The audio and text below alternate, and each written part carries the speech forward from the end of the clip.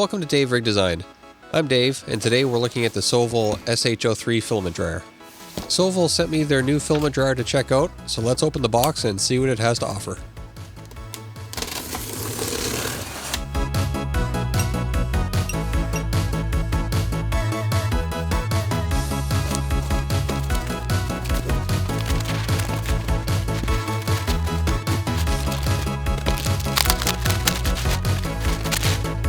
The most obvious feature of the SH03 is that it has two completely independent drying chambers. Each chamber uses a 200 watt PTC heater, which can quickly reach 50 degrees Celsius with a maximum temperature of 85 degrees Celsius. PTC heaters are typically made from ceramic materials, and their electrical resistance increases as they heat up. That naturally limits how hot they can get, which makes them safer and more stable for long drying cycles. Inside the machine, you'll find the power cord, the manual, and 4 pieces of PTFE tubing. At the bottom of each chamber, there's an area where you can place a desiccant packet to help maintain the moisture levels inside the chamber while the machine's not running. Looking at the outside of the dryer, the back has the main power switch, and there's a vent for each chamber. Also on the back of each lid, there are ports to connect filament tubes for each roll of filament. Okay, let's power it up and see what the controls look like.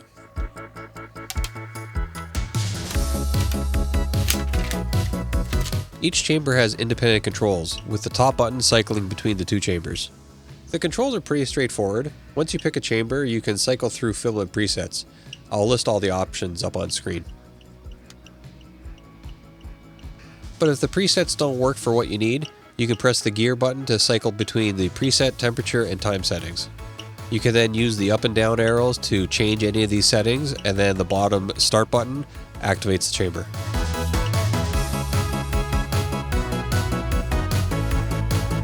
Once one chamber is running, you can press the selection button to select the second chamber and set it up as you like. I'll set one side to PLA and one side to ABS and let it run for a bit. A few minutes later. Both sides got up to temperature pretty quickly, and after 10 minutes, the humidity has already dropped quite a bit. A little longer than a few minutes later. After another 10 minutes, the ABS side has already dropped down to 11 degrees humidity. I believe this is due to the much higher temperature it's running.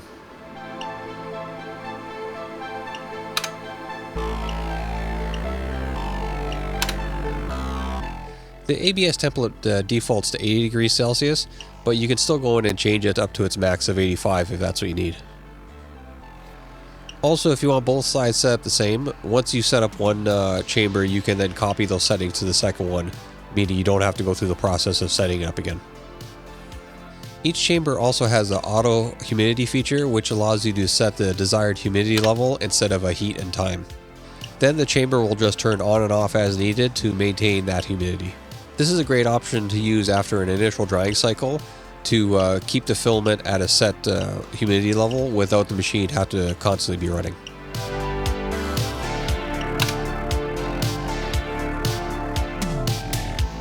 One issue I've seen in some dryers is that they can heat the filament, but then they struggle to remove the moisture from the enclosure. So to test this, I'll take a paper towel and saturate it in water and see how well the dryer can do to get rid of the moisture. I'll set both sides to PLA and let it run for a while.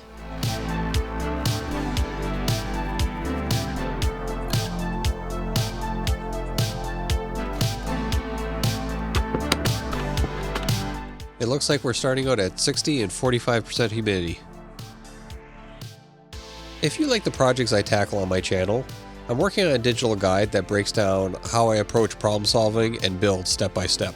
It's early days, but if this sounds like something that you'd be interested in, there's a waitlist link in the description below to sign up and get updates and early access when it gets released. The machine's been running for 4 hours, and it's reporting that each side is about 13 or 14% humidity. So let's take a look at the paper towels to see how they're doing.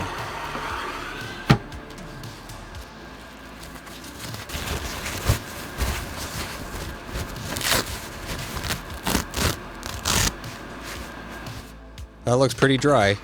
I'd say like soda cracker left out in the desert dry. So I'd say this worked pretty well.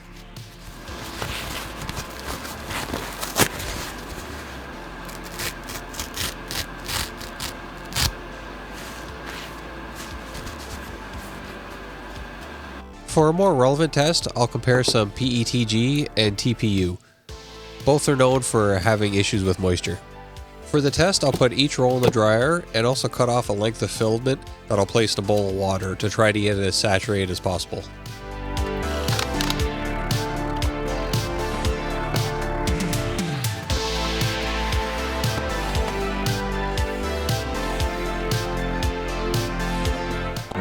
Much later. It's been about 4 hours, so let's start printing. I'll print a string tower test, a scaled down decorative vase I found on Printables that prints in vase mode, and a benchy. All printed with generic PETG and TPU profiles. The printer I'll be using to run all these tests is the Sovol 06 Ace.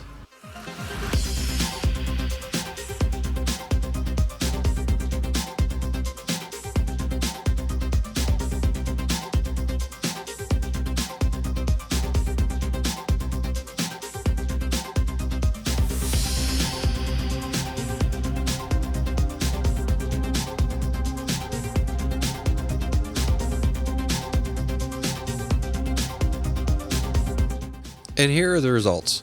Starting with PETG, let's look at the stringing tower.